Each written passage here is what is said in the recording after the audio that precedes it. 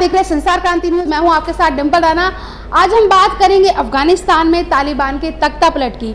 जी हां, अफगानिस्तान के ज़्यादातर शहरों पर अब तालिबान ने अपना कब्जा कर लिया। और अगर हम बात करें अमेरिका की, अमेरिका और तालिबान के दोहा समझौते के अंदर अमेरिका के 90% जो सैनिक है वो अमेरिका सरकार ने अफगानिस्तान से पीछे हटा लिया। अब अफगानिस्तान के समर्थन में कोई भी देश आगे नहीं है। आपको एक और बात हम साफ कर दें कि हाल ही में जो अफगानिस्तान के 22 सैनिक हैं उन्होंने तालिबान के सामने सरेंडर किया, लेकिन तालिबान ने बिल्कुल भी उन पर रहम नहीं किया और 22 सैनिकों को गोलियों से भून डाला।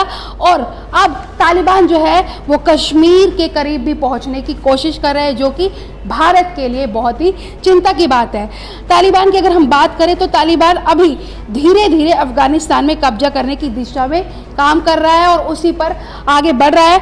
हर रोज एक नया इलाका तालिबान के कब्जे में आ रहा है, एक नया शहर, एक नया डिस्ट्रिक्ट तालिबान अपने कब्जे में कर रहा है। अगर हम बात करें कांधार की, तो कांधार में इस वक्त आपको बताना चाहेंगे तालिबान ने कब्जा कर लिया। और अब काबुल की अगर हम बात करें, काबुल में भी तालिबान जो है वो 70 किलोमीटर आगे आ गया है। काबुल और कांधार की अगर हम दूरी की बात करें तो 500 किलोमीटर दूर जो है काबुल कांधार से है। लेकिन ये बहुत ही चिंता करने वाली बात है, क्योंकि आतंकवाद जो है वो दिन प्रतिदिन जो है तालिबान बढ़ाता जा रहा है और अफगानिस्तान के लिए इस वक्त ये बहुत ही संकट की बात है।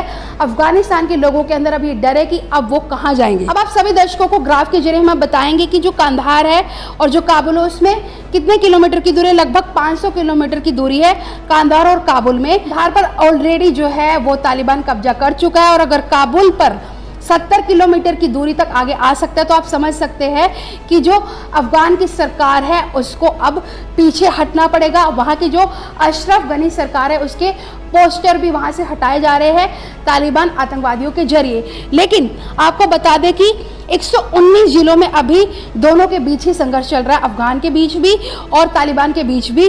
और 212 जिलों पर ऑलरेडी जो तालिबान है वो अपने पैर जमा चुका है।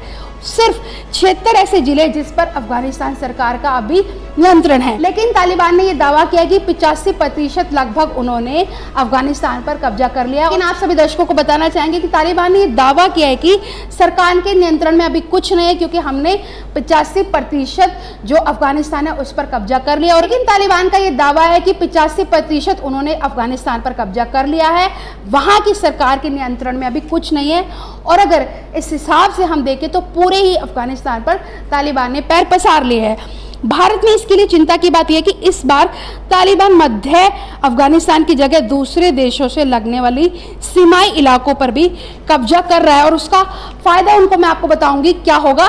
तालिबान ने ईरान, तुर्किस्तान, ताजिकिस्तान, पाकिस्तान सीमा से लगने वाले जिलों को अपने नियंत्रण में ले लिया है। इस बार तालिबान की रणनीति ये साफ है कि वो सीमा इलाकों पर खुद को मजबूत करना चाहते हैं, ताकि उनकी सरकार आने पर पड़ोसी देश जो है वो उन पर दबाव ना बना सके किसी भी तरीके का। बहुत ही साफ रणनीति है और बहुत ही बड़ी प्लानिंग के साथ वो जो है अफगानिस्तान पर कब्जा करते जा रहे हैं। तालिबान जम्मू कश्मीर में लाइन ऑफ एक्चुअल कंट्रोल से सिर्फ 400 किलोमीटर की दूरी पर है, जो भारत के लिए बहुत ही चिंता की बात है।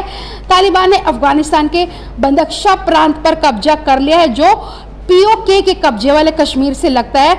अगर तालिबान ने अफगानिस्तान के सभी जिलों पर कब्जा करके अपनी सरकार बना ली या स्थापित कर ली तो वो आसानी से जम्मू कश्मीर में अपने आतंकवादी भेज पाएगा और आतंकवाद को खुली तरीके से, पूरी तरीके से चुनौती देगा और दुनिया में आतंकवाद को बढ़ावा देगा, जो कि भारत के लिए और दुनिया के तमाम देशों के लिए बहुत ही चिंता की बात है। बात करें पाकिस्तान की, तो पाकिस्तान के पीएम बहुत खुश है इस बात से कि तालिबान धीरे धीरे अफगानिस्तान में अपना कब्जा करता जा रहा है, क्योंकि पाकिस्तान जो है वो अफगानिस्तान के समर्थन में नहीं है और पाकिस्तान के पास आप जानते हैं कि पैसा बिल्कुल भी नहीं है। अगर हम बात करें पाकिस्तान की, तो पाकिस्तान इस वक्त बेहद खुश है। पाकिस्तान के प्रधानमंत्री इमरान खान भी तालिबान के कब्जा करने वाली स्थिति जो है उस पर जो है समर्थन देते नजर आ रहे हैं, क्योंकि उनको तालिबान का समर्थन है अपने देश के लिए, क्योंकि पाकिस्तान के पास पैसा नहीं है। अगर हम बात करें चीन की, तो चीन के पास पैसा है और तालिबान को पैसे की बहुत ज़रूरत है और तालिबान को पैसा बहुत पसंद है। अभी तो जो